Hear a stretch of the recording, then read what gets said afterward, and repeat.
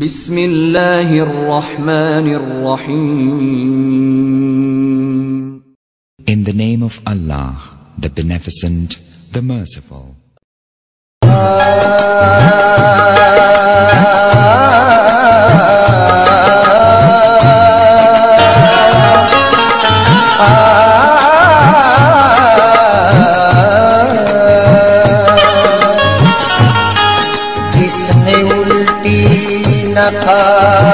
اللہ اٹھ گیا ہے حجاب اللہ ڈال کر تیری آنکھوں میں آنکھیں میں نے پی لی شراب اللہ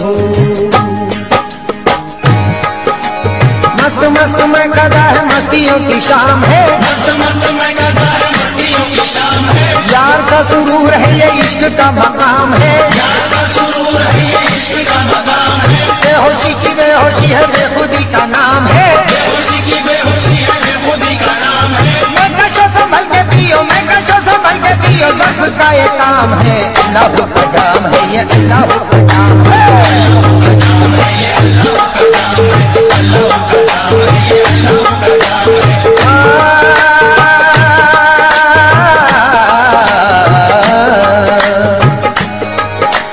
پینا میرا کام ہے پلانا تیرا کام ہے پینا میرا کام ہے پلانا تیرا کام ہے آنکھوں کے پیالوں کو چھلکانا تیرا کام ہے آنکھوں کے پیالوں کو چھلکانا تیرا کام ہے پی رہا ہوں آنکھوں سے میں ہاشمی شراب کو پی رہا ہوں آنکھوں سے میں ہاشمی شراب کو مستیوں میں میں کشوں کو مستیوں میں میں کشوں کو لانا تیرا کام ہے من علینا ربنا اذ بعث محمدا من علینا ربنا اذ بعث محمدا ایدہ بایدہ ایدنا باحمدا ارسلہ مبشرا ارسلہ ممجدا صلو علیہ دائما صلو علیہ سرمدا. سامعین کرام، ثنا خان مصطفیٰ اور میرے نہایت ہی واجب احترام لائق صد احترام زینت وقار رونق ماہ تمام بالخصوص مقرائے باسیہ و دیگر ثنا خان مصطفیٰ، میرے ملت کے نوجوانوں، دین مصطفیٰ کے پاسبانوں، میرے بچوں میرے ساتھیوں، السلام علیکم ورحمۃ اللہ وبرکاتہ. حمد و صلاۃ کے بعد آج کی پرمسرت محفل میں چونکہ محفل کا عنوان دو حوالوں سے منعقد کی گئی ہے کہ آج جشن رسول بھی ہے اور جشن آل رسول بھی ہے. آج نانا کا بھی ذکر ہوگا اور نواسے کا بھی ذکر ہوگا. اسی مناسبت سے قرآن مجید فرقان حمید کی دو مشہور و معروف آیے کریمہ کی تلاوت کا شرف حاصل کیا ہے. دعا کرتا ہوں کہ اللہ تبارک و تعالی جل شانہ و عظم نوالہ آقا نامدار مدینہ تاجدار احمد مختار سید الابرار پیکر انوار نور مجسم فخر دو عالم صلی اللہ تعالی علیہ وسلم کے طفیل اور بالخصوص میرے پیر و مرشد حضرت علامہ الحاج مفتی سید شاہ محمد مختار اشرف الاشرفی الجیلانی رضی اللہ تعالی عنہ کی فیوز و برکات کے طفیل ہمیں ہمیشہ کہنے کی اور آپ کو اس پر عمل کرنے کی توفیق اور ربی کی عنایت فرمائے. اور یہ بھی بتاتا چلوں کہ آج کا یہ جشن آج سے اس کا آغاز نہیں، سال ہر سال سے ہر سال کی طرح اس سال بھی جس جوش اور جذبے اور لگن کے ساتھ محترم جناب مہتاب وارثی صاحب قبلہ منعقد کرتے ہیں. دعا کرتا ہوں کہ اللہ تعالیٰ انہیں ایسی ہزارہ مبارک محفل محافل منعقد کرنے کی توفیق عطا فرمائے. دل کی آواز سے دل کی آواز سے تصویر بنا لیتا ہوں، دل کی آواز سے تصویر بنا لیتا ہوں، آہ کے قلب سے اکسیر بنا لیتا ہوں، آہ کے قلب سے اکسیر بنا لیتا ہوں، اے گردش ایام آ تجھے بدلاؤں، کہ ذکر میلاد سے، کہ ذکر میلاد سے تقدیر جگا لیتا ہوں، ذکر میلاد سے تقدیر جگا لیتا ہوں۔ سامعین محترم، میں نے جس آیت کریمہ کی تلاوت کا شرف حاصل کیا کہ قد جاءکم من اللہ نور و کتاب مبین، کہ بے شک تحقیق تمہارے رب کی طرف سے نور آ گیا اور اس نور کی روشنی میں سمجھنے کے لیے روشن کتاب آ گئی۔ اللہ فرماتا ہے کہ بے شک تحقیق، اے باقی ارادہ، تجھے تحقیق پیش کرنے کی کیا ضرورت ہے؟ تو ڈائریکٹ کہہ دیتا کہ میرا نور آیا اور ایک روشن کتاب آئی، لیکن نہیں، میرا خدا وہ ہے جو ماضی بھی جانتا ہے، حال بھی جان رہا ہے، مستقبل بھی جان رہا ہے، جو ہو چکا وہ بھی جان رہا ہے، جو ہو رہا ہے وہ بھی جانتا ہے، جو ہونے والا ہے وہ بھی جانتا ہے۔ اسے معلوم ہے کہ میرے بندوں میں سے کچھ بندے ایسے ہوں گے جو سچ کو جھوٹ، جھوٹ کو سچ، نہیں کو ہاں، ہاں کو نہیں، شک کو بلا شک، بلا شک کو شک میں مبتلا کر دیں گے۔ اس لیے اللہ نے آیت ذکر میلاد تحقیق کے ساتھ پیش کی ہے۔ اب یہ جو تحقیق ہے، تحقیقیں بدلتی رہتی ہیں، توجہ چاہوں گا، تحقیقیں یہ بدلتی رہتی ہیں۔ پہلے یہ کہا گیا، ذرا بیس کم کرو بیٹا، کہ پہلے یہ کہا گیا کہ یہ جو دنیا ہے یہ چپٹی ہے۔ کسی نے کہا کہ نہیں، تحقیق بدل گئی، دنیا پلیٹ کی طرح ہے۔ کسی نے کہا کہ نہیں، دنیا سلیٹ کی طرح ہے۔ اچانک سرزمین بغداد سے یہ آواز آئی آل رسول کی، کہ لوگوں سنو، میں دنیا کو اندھیری پر ایسے دیکھ رہا ہوں جیسے رائے کا دانہ ہے، جیسے رائے کا دانہ ہے۔ یعنی صدیوں پہلے سرزمین بغداد سے شیخ عبدالقادر جیلانی نے یہ صدا لگائی کہ رائے کا دانہ، اے عبدالقادر، آپ مسل کا دانہ بھی کہہ سکتے تھے، مونگ کا دانہ بھی کہہ سکتے تھے، آپ کا دانہ بھی کہہ سکتے تھے، لیکن نہیں، یہ تو وہ ذات ہے کہ دنیا تو دنیا اگر نگاہ جب اٹھاتی تو لوح محفوظ کو بھی دیکھ لیا کرتے تھے۔ انہوں نے تحقیق پیش کی، رائے کا دانہ، پتہ چلا کہ دنیا اسی پہ چلی گئی کہ رائے کا دانہ گول ہے، تو معلوم یہ ہوا کہ دنیا گول ہے، اور ساری دنیا کہی کہ دنیا گول ہے۔ یہ تحقیق ہے۔ اب تحقیق کے جو معاملات ہیں، اگر کسی تحقیق کو لوئر کورٹ نے تصدیق کی، پتہ چلا ڈسٹرکٹ نے کاٹ دیا، ڈسٹرکٹ کورٹ میں تصدیق کی، سٹی کورٹ نے کاٹ دیا، سٹی کورٹ نے تصدیق کی، ہائی کورٹ نے کاٹ دیا، ہائی کورٹ نے تصدیق کی، سپریم کورٹ نے کاٹ دیا۔ اب اگر کوئی تحقیق ہے کسی مولوی نے کی، عالم نے کاٹ دیا، عالم نے کی، مفتی نے کاٹ دیا، مفتی نے کی، محدث نے کاٹ دیا، محدث نے کی، مجتہد نے کاٹ دیا، مجتہد نے کی، مجدد نے کاٹ دیا۔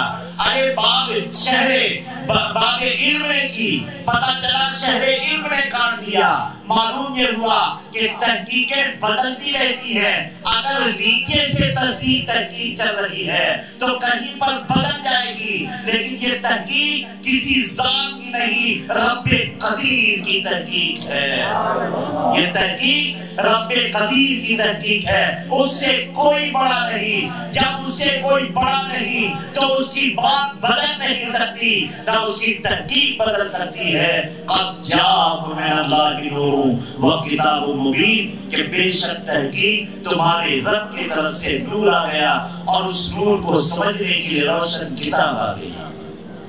اب یہ تھوڑا سا ٹائم تو لے گے آپ کو، لیکن یہاں سے یہ ذہن دے گے آپ کو کہ جب آپ یہاں سے جائیں تو کچھ لے کر گئے نظام میں۔ تھوڑا سا اس آیت کریمہ کی شان نزول کیا ہے؟ جب یہ آیت کریمہ نازل ہوئی تو کب نازل ہوئی؟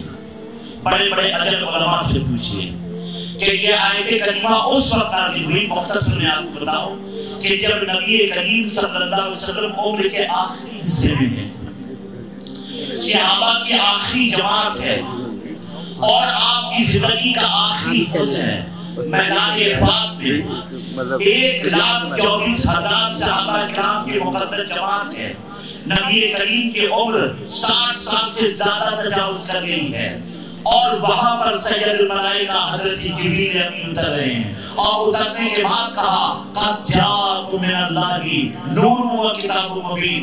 جبریل سے پوچھو اے جبریل، ارے وہاں پر آیت میلاد لانے کی کیا ضرورت؟ نبی غلاموں کے ساتھ حج میں ہے، زمزم کے احکام آنی چاہیے تھی، صفا و مروہ کی چوٹی کے احکام آنے چاہیے، میدان عرفات کے معاملات آنے چاہیے، حج کا معاملہ اور مسائل آنا چاہیے، لیکن نہیں، سید الملائکہ 60 سال کے بعد اللہ کے حکم سے آیت ذکر میلاد لے کر نازل ہو رہے ہیں۔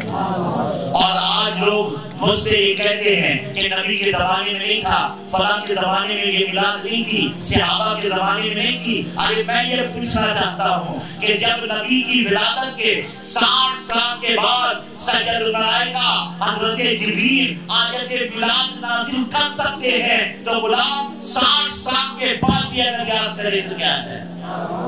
60 سال کے بعد بھی میلاد پڑھے تو کیا ہے؟ اب آپ دیکھیے نبی کریم صلی اللہ علیہ وسلم کی زندگی کا ایک رنگ، ولادت سے لے کر اعلان نبوت تک یہ 40 سالہ زندگی ہے، ایک طرف رکھیں۔ اعلان نبوت کے بعد مکی زندگی 13 سال، اے بانی تعالیٰ مکے کی گلی کوچے میں لہان ہو رہے ہیں، اے اللہ کے اے بانی تعالیٰ تیرا محبوب حالت نماز میں سنبھالی کی جا رہی ہے، پتھر برسائے جا رہے ہیں، اے بانی تعالیٰ تیرا محبوب کبھی چاہے زمزم میں پریشان، اے بانی تعالیٰ تیرا محبوب کبھی صفا اور چوٹی کے درمیان میں پریشان، اے بانی تعالیٰ تیرا محبوب مکے کی گلی کوچوں میں پریشان، تبلیغ لا الہ الا اللہ اس کو پھیلانے میں، محمد اور رسالت کا ذکر کرنے میں پریشان ہے۔ اس 13 سالہ مکی دور میں آیت میلاد کیوں نہیں نازل کیا؟ تو رب کے طرف سے جواب آئے گا، ارے نادان 13 سالہ مکی دور میں جو سامنا تھا وہ کافروں کا سامنا تھا، اور آیت میلاد کافروں کے درمیان نہیں مومنوں کے درمیان میں پڑھی جاتی ہے۔ آیت میلاد کافروں کے درمیان میں نہیں مومنوں کے درمیان پڑھی جاتی ہے۔ قد جاءکم من اللہ نور و کتاب مبین، کہ بے شک تحقیق تمہارے رب کی طرف سے نور آ گیا، اور اس نور کو سمجھنے کے لیے روشن کتاب آ گئی۔ اگر نور نہ آتا کتاب آ جاتی، اگر نور نہ آتا صرف کتاب آ جاتی تو ہم کتاب کو سمجھنے سے قاصر تھے۔ آج آپ دیکھیں میری آنکھوں میں بھی جلوے ہیں، آپ کی آنکھوں میں بھی جلوے ہیں، آپ مجھے دیکھ رہے ہیں، ہم آپ کو دیکھ رہے ہیں، آپ مجھے دیکھ رہے ہیں، آنکھوں میں روشنی ہے۔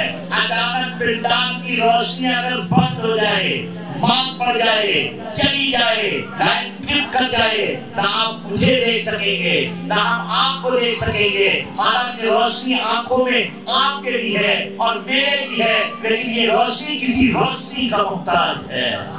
یہ روشنی کسی روشنی کا محتاج ہے، تو معلوم یہ ہوا کہ قرآن اگر اللہ دے دیتا، کتاب آ جاتی اور صاحب کتاب نہیں آتا تو ہم کتاب کو سمجھ نہیں سکتے۔ اور کتاب کا کام کیا ہے؟ کتاب کا کام ہے ہیڈ لائن جاری کرنا۔ توجہ سے سنیے گا کہ کتاب کا کام کیا ہے؟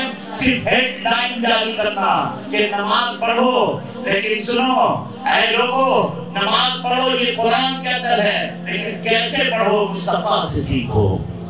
نماز کیسے پڑھو گے؟ یہ مصطفیٰ کریم سے سیکھو۔ زکات تو فرض کر دیا، کتنا نکالو گے؟ نبی سے پوچھو۔ حج فرض کر دیا گیا، کہاں سے شروع کرو گے؟ میرے حبیب سے پوچھو۔ اگر روزہ تم پر فرض کر دیا، لیکن کہاں سے ابتدا کرو گے؟ کہاں پہ انتہا کرو گے؟ میرے حبیب سے پوچھو۔ قرآن نے ہیڈ لائن جاری کر کے اور قرآن کو سمجھنے کے لیے پوری کائنات انسانی کو اپنے محبوب کا محتاج بنا دیا ہے۔ پوری کائنات انسانی کو اپنے محبوب کا محتاج بنا دیا ہے۔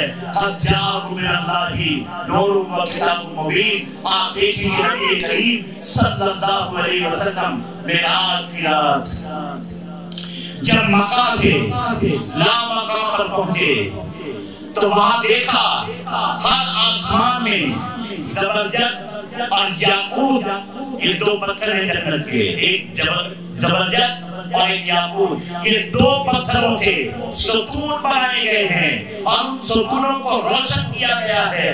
میرے آقا نے پہلے آسمان میں بھی دیکھا، دوسرے میں بھی دیکھا، تیسرے میں بھی دیکھا، چوتھے میں بھی دیکھا، پانچویں میں بھی دیکھا، چھٹے میں بھی دیکھا، اب ساتواں آسمان آخری حصہ ہے۔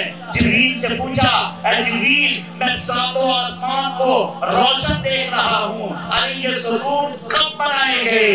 جبریل نے عرض کی، اللہ کا حکم ہے اے حبیب آپ ان فرشتوں سے پوچھے جو وہاں پر مامور تھے۔ ان فرشتوں سے پوچھا اللہ کے رسول نے کہ بتاؤ ارے یہ نور کے ستون کب بنائے گئے ہیں؟ تو ان فرشتوں نے کہا رب ذوالجلال کی عزت کی قسم، ارے یہ سارے آسمان میں جو نور کے ستون بنائے گئے ہیں وہ آپ کی ولادت کے موقع پہ روشن کیا گیا ہے۔ معلوم یہ ہوا کہ میلاد مصطفیٰ کے حصہ ارے فرشتوں نے بھی اپنا حصہ ڈالا ہے۔ انسان تو انسان، میلاد مصطفیٰ میں فرشتوں نے بھی اپنا حصہ ڈالا ہے۔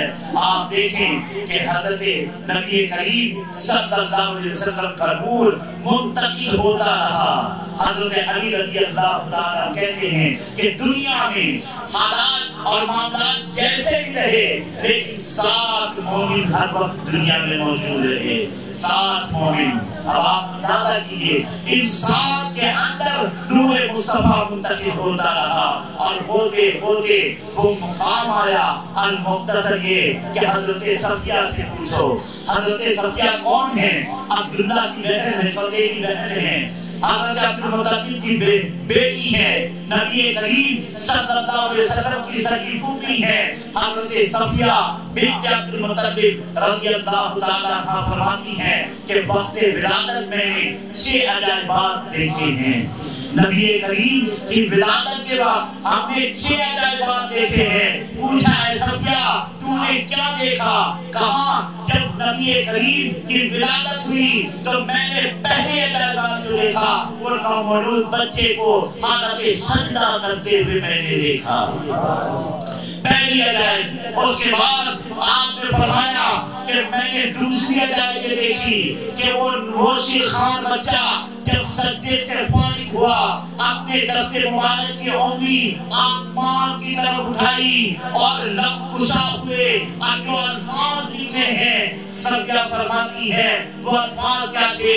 پوری کائنات انسانی اور تمام مخلوقات کو یہ پیغام دے دیا۔ اب وہ الفاظ کیا تھے کہ لا الہ الا اللہ انی رسول اللہ صلی اللہ علیہ وسلم۔ دوسری عجائبات کے بارے میں آپ فرماتی ہے میں نے کیا دیکھا کہ دوسری عجائب یہ ہے کہ جب انہوں نے انگلی اٹھائی آسمان کی طرف دیکھا اور یہ پڑھا لا الہ الا اللہ انی رسول اللہ، حضرت صفیہ فرماتی ہے میں نے چہرے مصطفیٰ کی طرف دیکھا۔ تو جب میں نے چہرے مصطفیٰ کی طرف دیکھا، جمال مصطفیٰ کو دیکھا تو ان کے چہرے انور سے جو روشنی پھوٹی سارے گھر کو نور نے احاطہ کر لیا تھا۔ تیسری عجائب بات، چوتھی عجائب بات فرماتے ہیں کہ چوتھی چیز میں نے دیکھی کہ نبی کریم صلی اللہ علیہ وسلم کو سیدہ آمنہ نے میرے ہاتھ میں دے دی اور میں نے اپنے ہاتھ میں لی اور لینے کے بعد یہ سوچا کہ چلو اس نومولود کو غسل دیتے ہیں، اور یہ ارادہ ہی آیا تھا۔ میں غسل کی طرف جانے لگی، اچانک میرے کانوں میں صدا بولنے لگی، آواز آئی، اے صفیہ خبردار خبردار، میں نے اپنے محبوب کو طیب و طاہر پیدا کیا ہے، میں نے اپنے محبوب کو طیب و طاہر پیدا کیا ہے۔ قربان جائیے، سلام پیش کیجیے حضرت صفیہ کی آنکھوں کی بصارت کو، ارے قربان جائیے سلام پیش کیجیے حضرت صفیہ کے کانوں کی سماعت کو۔ اللہ اکبر۔ اس کے بعد آپ فرماتی ہیں کہ میں سہم گئی، میں ڈر گئی جب یہ آواز آئی کہ میں نے اپنے محبوب کو پاکیزہ طیب و طاہر پیدا کیا ہے۔ آپ فرماتی ہیں پھر مجھے خیال آیا، میں نے جس انور سے ذرا سا کپڑا سرکایا تو میں نے کیا دیکھا، رب کعبہ کی قسم آپ کو میں نے مختون پیدا ہوتے ہوئے دیکھا۔ خطرہ کی ضرورت نہیں تھی، اللہ اکبر، خطرہ شدہ پیدا کیا۔ اس کے بعد آپ فرماتے ہیں کہ اللہ اکبر، حضرت صفیہ فرماتی ہے میں نبی کریم صلی اللہ علیہ وسلم کو گود میں لی ہوئی تھی اور میرے داہنے طرف نرم نرم ایسا محسوس ہو رہا تھا کہ کچھ ملائم ملائم چیزیں ہیں۔ آپ فرماتی ہیں کہ بشری تقاضا تھا، میں نے فوراً چادر پش سے ہٹائی تو میں نے جب پش سے ہٹائی تو میں نے کیا دیکھا، بالوں کے گچھے تھے اور بالوں کے گچھوں میں جب میں نے شکام ڈالا تو میں نے کیا دیکھا، وہ اس پر مہر نبوت تھی اور اس پر یہ کلمہ لکھا ہوا تھا کہ اللہ اکبر کبیرہ، اللہ اکبر کبیرہ والحمدللہ حمدا کثیرا سبحان اللہ بکرۃ و اصیلا۔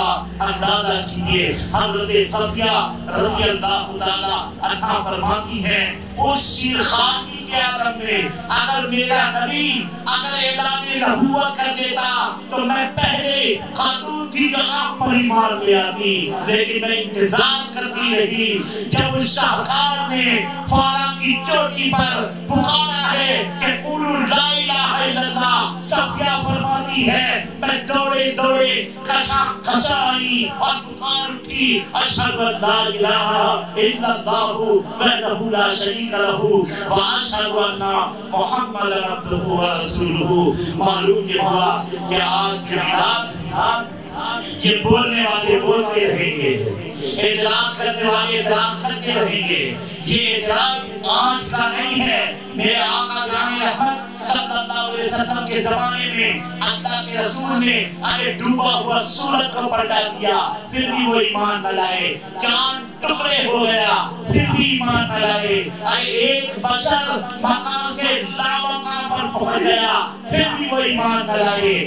درخت امان کرتا رہا، پھر بھی ایمان نہ لائے۔ ارے شجر گواہی دیتا رہا، پھر بھی ایمان نہ لائے۔ پتہ چلا کہ آج اگر کوئی میلاد النبی صلی اللہ علیہ وسلم کے حوالے سے کوئی نازیبا کلمات اگر کرتا ہے تو پھر جھگڑا کرنے کی ضرورت نہیں، ان سے الجھنے کی ضرورت نہیں۔ آپ دیکھیں کہ آقا جان رحمت صلی اللہ علیہ وسلم جلوہ افروز سے غور سے سنیں، اچانک ابو جہل آیا اور نبی کریم کے پاس کھڑا ہوا اور کھڑے ہونے کے بعد بے انتہا نبی کریم کی برائی کر دی، اور جب وہ جانے لگا تو میرے آقا نے فرمایا صدقتا ابا جہل، سچ کہا ابو جہل نے۔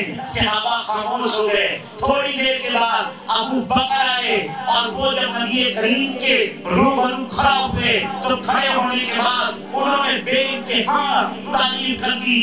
میرے آقا نے فرمایا صدقتا ابا بکر، سچ کہا ابو بکر نے۔ ایک غلام کھڑا ہوا، عرض کیا کہ فیدا کا بھی ہوگی یا رسول اللہ میرے ماں باپ پر قربان ہو۔ یہ بات سمجھ میں نہیں آئی۔ ابو جہل نے برائی برائی کی، آپ نے کہا سچ کہا، ابو بکر نے تعریف کی، آپ نے کہا سچ کہا، یہ کیسے ہو سکتا ہے؟ تو میرے آقا نے کہا قد جاءکم من اللہ نور و کتاب مبین، ارے اللہ نے مجھے مثل آئینہ بنایا ہے، اور آئینے کے بعد جو کھڑا ہوتا ہے اس کی اپنی شکل نظر آتی ہے۔ ابو جہل آئینے خدا کے سامنے کھڑا ہوا، اس کی شکل بدنما شکل نظر آئی، وہ برائی کرتا ہوا چلا گیا۔ ابو بکر کھڑے ہوئے، ان کے شکل میں روشنی اور نور نظر آیا، وہ تعریف کرتے ہوئے چلے گئے۔ تو معلوم یہ ہوا یہاں سے غلاموں کا، عاشقوں کا، پروانوں کا مزاج بن گیا۔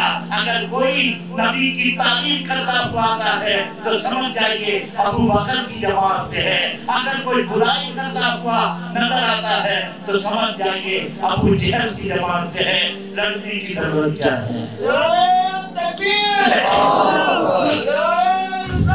یا رسول اللہ۔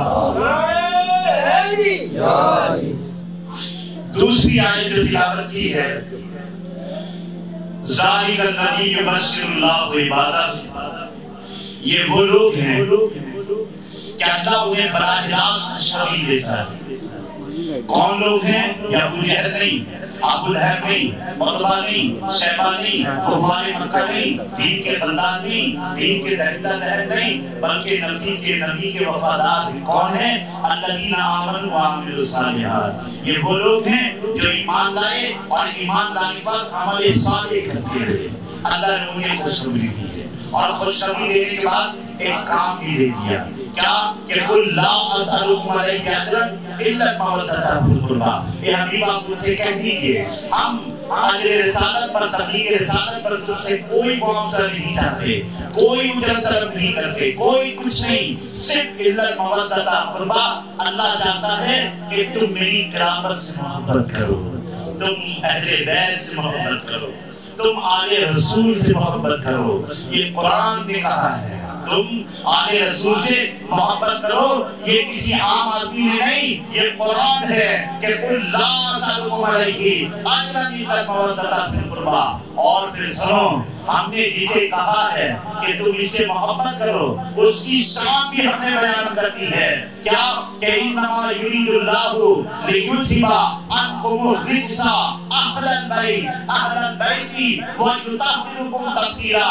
ہم نے نبی کے گھر والوں کو، اہل بیت کو پاک کر دیا ہے، اور ایسا پاک کر دیا ہے کہ ان کی نگاہ جس گنہگار پر پڑ جائے وہ گناہوں سے پاک ہو جاتا ہے، وہ بھی گناہوں سے پاک ہو جاتا ہے۔ تو معلوم یہ ہوا کہ اہل بیت سے محبت کرنا۔ تو آج کی دوسری گفتگو جو ہے، جہاں رسول سے اس کو محبت ہے وہاں اہل بیت سے بھی اس کو محبت کرنا ہوگا۔ آپ دیکھیں کہ اگر کوئی آل رسول سے محبت نہیں کرتا، بالفرض اگر کوئی نبی کے عام سے محبت نہیں کرتا تو آپ سمجھ جائیں اس کی نماز بھی نہیں ہوگی، اس کی نماز بھی نہیں ہوگی۔ اللہ کے رسول صلی اللہ علیہ وسلم نے افضل ترین عبادت نماز میں ارے خود بھی اپنے محبوب کو بھی، اپنے آن کو بھی شامل کر دیا۔ اس لیے اگر کوئی نماز میں نہ کہے اللہم بارک علی محمد وعلی آل محمد تو اس کی نماز بھی نہیں ہوگی، اس کی نماز بھی نہیں ہوگی۔ تو معلوم یہ ہوا کہ قل لا اسألکم علیہ اجرا الا المودۃ فی القربى۔ اور قربان جائیے، ہم جس ذات کے حوالے سے یہاں جمع ہیں، سرکار والد صاحب رحمت اللہ تعالی علیہ، وہ نادر الوجود ہستی کا نام ہے کہ جیسے عجب اور یہ انبیاء نبی کریم صلی اللہ علیہ وسلم کے آنے کی بشارت دیا کرتے تھے، اور نبی کریم کے بعد سرکار غوث پاک کا جب زمانہ آیا تو سرکار غوث پاک سے پہلے جتنے لوگ تھے، سرکار غوث پاک سے پہلے جتنے عجب اور اولیاء تھے وہ تمام کے تمام غوث پاک کے آنے کی بشارت دیا کرتے تھے۔ اسی طریقے سے کہ سرکار والد پاک رحمت اللہ تعالی علیہ حالات، واقعات، تاریخ جب آپ پڑھیں گے تو پتہ چلے گا کہ سب زمین دیوانے سرکار کے مبعوث ہونے سے پہلے جتنے اجل اولیاء اللہ تھے وہ تمام سرکار کی آمد کی بشارت دیا کرتے تھے، سرکار کی آمد کی بشارت دیا کرتے تھے۔ اور سرکار وارث پاک رحمت اللہ تعالیٰ علیہ نے پوری زندگی، ان کی پوری زندگی کا مجموعہ کارکردگی کیا ہے؟ انہوں نے صرف محبت کی ہے، انہوں نے محبت کی ہے اور محبت کو عام کیا ہے، محبت کو یہی پیغام دیا ہے کہ سنو جیتے جی زندہ مردہ ہر حالت میں محبت کے پیغام کو تم عام کرو، محبت کے پیغام کو تم عام کرو۔ سرکار وارث پاک رحمت اللہ تعالیٰ علیہ نے اپنے کردار سے، اپنے افعال سے، اپنے معاملات سے پوری کائنات انسانی کو بتایا کہ محبت کرو۔ اور سنو کہ صرف یہ نہیں، اگر تم محبت کرو گے ہم دور رہ کے بھی تمہارے قریب رہیں گے، اگر تم محبت کرو گے تو ہم دور رہ کر بھی تمہارے قریب رہیں گے۔ اور سنو جو جس سے منسلک ہوتا ہے اس کا سارا نظام، سارا سسٹم اسی سے چلتا ہے۔ یاد رکھنا، ایسا نہ ہو کہ ہم نے وارث کا دامن پکڑ لیا کہیں اور بھاگ رہے ہیں، ہم نے اشرف کا دامن پکڑ لیا کہیں اور بھاگ رہے ہیں، ہم نے قادری کا دامن پکڑ لیا کہیں اور بھاگ رہے ہیں، ہم نے نظامی کا دامن پکڑ لیا کہیں اور بھاگ رہے ہیں۔ اور آج تو معاشرہ ہی بگڑا ہوا ہے۔ کیا دیکھیں کہ لوگوں نے جو پیر بنایا ہوا ہے، جو پیر کا معیار بنایا ہے، وہ دو طرح کا ہے۔ ایک وہ لوگ یہ سمجھتے ہیں کہ جو کپڑے میں کپڑا، کپڑے میں کپڑا، کپڑے میں کپڑا سلاتا چلے جائے، ہم سمجھتے وہ بہت بڑا پیر ہے۔ یا پھر جو سارے کپڑے ایک ساتھ ڈال دے، ہم سمجھتے وہ سب سے بڑا پیر ہے۔ ہم نے یہ معیار بنایا ہوا ہے۔ لیکن آپ دیکھیں حضرت جنید بغدادی رحمت اللہ تعالیٰ علیہ کے بعد ایک نوجوان آیا، کہا حضور ہم مدرسے میں قیام کرنا چاہتے ہیں۔ کہا کوئی بات نہیں، خانقاہ میں رہو، مدرسے میں رہو، کوئی مسئلہ نہیں۔ وہ ایک دن نہیں، دو دن نہیں، 6 مہینے مسلسل آپ کے خانقاہ میں رہا۔ فجر میں آپ کے ساتھ، ظہر میں آپ کے ساتھ، عصر میں آپ کے ساتھ، مغرب آپ کے پیچھے، عشاء آپ کے پیچھے، عوامین آپ کے پیچھے، چاند آپ کے پیچھے، اشراق آپ کے پیچھے، تہجد آپ کے پیچھے۔ 6 مہینے تک وہ آپ کے پیچھے پڑتا رہا۔ لیکن وہ آیا تھا کہ میں حصول بیت کے لیے ہاتھ دے دوں گا، دامن پکڑ لوں گا، لیکن جب کوئی کرامت دیکھوں گا پھر میں دامن پکڑوں گا، پھر ہاتھ میں پکڑوں گا۔ 6 مہینے کے بعد دیکھا کہ کوئی کرامت تو نہیں دیکھی، فوراً بوریا بستر باندھا اور جب نکلنے کا ارادہ کیا، جنید بغدادی دروازے پر آ گئے۔ کہا نوجوان کس ارادے سے آئے تھے اور کہاں جا رہے ہو؟ تو صاف لوگ تھے۔ کہا حضور آپ کی شہرت سنی تھی، اس لیے آیا ہوں کہ میں حصول بیت کے لیے آپ کا دامن پکڑ لوں، لیکن میں نے کوئی کرامت نہیں دیکھی۔ کہا تو نے 6 مہینہ کیا دیکھا؟ فجر میرے ساتھ۔ کہا ہاں، ظہر میں بھی، عصر میں بھی، مغرب میں بھی، عشاء میں بھی، تہجد میں بھی۔ تو پھر تو یہ بتا کہ 6 مہینے میں میرا کوئی ایک قول، میرا کوئی ایک قلم خلاف سنت دیکھا؟ کہا نہیں۔ کہا اس سے بڑی کوئی کرامت نہیں ہے جس کی ہر ادا سنت مصطفیٰ ہو، جس کی ہر ادا سنت مصطفیٰ ہو، اس سے بڑی کوئی کرامت نہیں ہے۔ معلوم یہ ہوا کہ سرکار وارث پاک رحمت اللہ تعالیٰ علیہ، اللہ اکبر، اللہ اکبر۔ آپ دیکھیں کہ سرکار وارث پاک رحمت اللہ تعالیٰ علیہ فرماتے ہیں لوگوں سے بے شمار کتابوں میں میں نے پڑھی، جبکہ چوتھا سے سجادہ نشین آتے، اللہ اکبر کہتے یہاں لوٹا لاؤ، وضو بناؤں گا، نماز پڑھوں گا، اللہ اکبر۔ لوگ پوچھتے، کہا کہ حضور آج نماز پڑھنے کا ارادہ؟ کہا کہ ہاں، ارے ایسا امام آئے تو میں روز نماز پڑھوں۔ کہا حضور اس امام میں کیا خوبی ہے؟ کہا جب یہ اللہ اکبر کہتے ہیں ارے خود ہی پہنچتے ہیں مجھے بھی پہنچا دیتے ہیں، خود ہی پہنچتے ہیں مجھے بھی پہنچا دیتے ہیں۔ تو معلوم یہ ہوا کہ سرکار وارث پاک رحمت اللہ تعالیٰ علیہ کی تعلیم اٹھا کر دیکھیں۔ اس لیے میں نے کہا کہ کوئی وارثی ہے، دامن وارث کا پکڑا اب بھاگ رہا ہے نظامی کے پیچھے تو نہیں ملے گا۔ آپ دیکھیں سرکار گوھر شاہ رحمت اللہ تعالیٰ علیہ نے سرکار سے کہا کہ حضور مجھے باہر جانا ہے، سیاحت کے لیے جانا ہے. کہا جاؤ جاؤ میں ٹھیک ہے، ہم نے تمہیں اجازت دے دی. عمر شاہ رحمۃ اللہ تعالیٰ نے نکلے اور وہ چلے گئے، بلاد شام کی طرف پہنچے. ایک ایسے مقام پر پہنچے وہاں کچھ بھی نہیں تھا. بزرگ لکھتے ہیں کہ جب تم کوئی نئے علاقے میں جاؤ، یہ بھی تعلیم آپ سن لیں کہ بزرگ لکھتے ہیں جب کوئی تم نئے علاقے میں جاؤ تو جانے کے بعد سب سے پہلے کسی ولی سے ملنے کی کوشش کرو. اگر نہ ملے تو کسی مزار میں جایا کرو. اگر مزار نہ ملے تو علماء لکھتے ہیں پھر کسی مومنوں کے، مسلمانوں کے قبرستان میں جایا کرو. میرے آقا نے فرمایا جہاں 40 مرد ہوتے ہیں وہاں ایک مرد مومن بھی ہوتا ہے. جہاں 40 مرد ہوتے ہیں وہاں ایک مرد مومن بھی ہوتا ہے. تو معلوم یہ ہوا کہ عمر شاہ رحمۃ اللہ تعالیٰ گئے. جانے کے بعد ایک ویرانے میں دیکھا ایک مزار شریف ہے. وہاں آپ نے ظہر پڑھی، عصر پڑھی. اب مغرب میں وہاں کا نظام کیا ہے کہ سارے لوگ پہاڑ کے اوپر چلے جاتے ہیں، عورت مرد بچے بوڑھے سب اوپر، اور انتظامیہ مزار کو کھول دیتی ہے اور کوئی آدمی وہاں نہیں رہتا. تو سرکار سے کہا عمر صاحب سے کہ بھائی مغرب کی نماز پڑھنے کے بعد آپ اوپر چلیں. کہا کہ نہیں میں تو یہی رہوں گا. کہا رے یہاں تو شیر آتا ہے. کہا آنے دو، میں بھی تو کسی کا شیر ہوں، میں بھی تو کسی کا شیر ہوں. اللہ اکبر، آنے دو شیر آتا ہے. کہا لاکھ کوشش کی گئی، آپ اوپر نہیں گئے، اسی مزار پر بیٹھے رات. اور سارے بستی کے لوگ جاگ رہے ہیں کہ صبح ہوتے ہی ہم نے ان کی ہڈی اور بوسیدہ جسموں کو، زخم شدہ جسموں کو اٹھانا ہے، اس لیے کہ شیر کسی کو نہیں چھوڑتا. اللہ اکبر، رات کی تاریکی آئی، شیر گرجتا ہوا آیا، لوگ آواز سن رہے ہیں. اس کے بعد وہ طواف کیا مزار انور کا اور وہ چلا گیا. فجر کی نماز کے بعد لوگ جب نیچے اترے اللہ اکبر تو لوگوں نے آپ کا طواف کرنا شروع کر دیا. کہا کہ اللہ اکبر، آپ کا طواف شروع ہو گیا. کہا کہ لوگوں ارے میرا طواف نہ کرو، ارے سنو میں تو یہاں رات اس لیے گزارا تھا کہ میرے پیسے ختم ہو گئے تھے.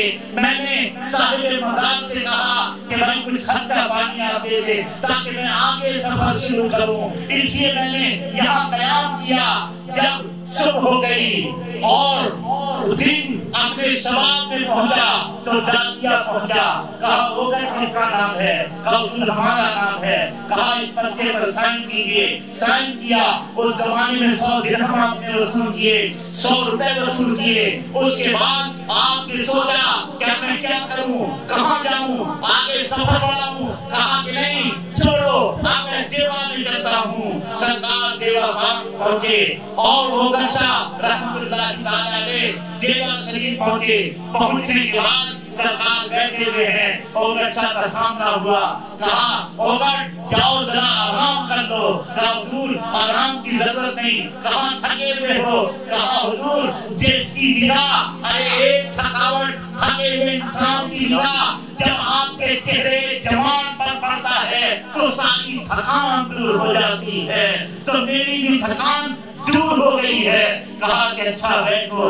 تھوڑی دیر بعد ان کا سلسلہ ہوا. جو لوگ تھے وہ لوگ چلے گئے. پھر آپ نے اپنی جھولی سے وہ کاغذ کا ٹکڑا نکالا. کہا ہوگا اسے پہچانتے ہو؟ کہا حضور یہ تو ہمارا بھی دستخط کیا ہوا ہے. کہا کہ ہاں سنو، ارے تم نے وہاں کچھ پیسے مانگے تھے. انہوں نے کہا کہ والد یہ تیرا مرید ہے، اسے حاجت ہے، حاجت پوری کر. اللہ آپ نے کہا اے عمر سن، جو جس کے ساتھ منسلک ہوتا ہے اس کا نظام وہی چلایا کرتا ہے، اس کا نظام وہی چلایا کرتا ہے،